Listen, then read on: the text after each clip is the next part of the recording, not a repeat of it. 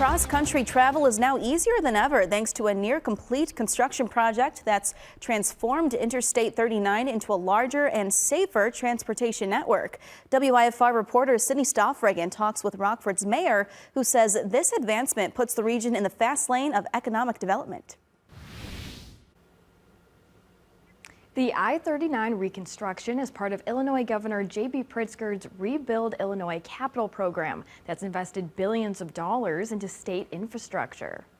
This is a huge improvement. Interstate 39 covers more than 300 miles of road, connecting traffic from all over the country. The Illinois Department of Transportation's $99 million reconstruction of I-39 and the US 20 interchange is a milestone in a multi-million-dollar project from Harrison Avenue to Blackhawk Road. This one is special, and I'm going to tell you why.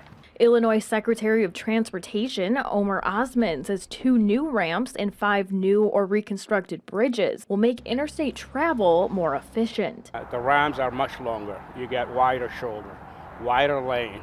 Those acute ramps we used to have around just to navigate is no longer there. As a hub of transportation, I-39 attracts major industries to the Rockford region. Mayor Tom McNamara explains the more businesses that settle in the region, the more job opportunities we will see. You're looking at the Rockford International Airport that is one of the fastest growing cargo airports in the world. This interchange helped make that airport really tick and really continue to grow because of its connectivity. To Osmond, safety is the top priority. So while they add the finishing touches, he asks the public to watch out for crews. 85% of accident and incident in traffic zone is not on the contractor, it's not on our workers, typically the drivers themselves. So we want our drivers to be safe, we want our workers to be safe.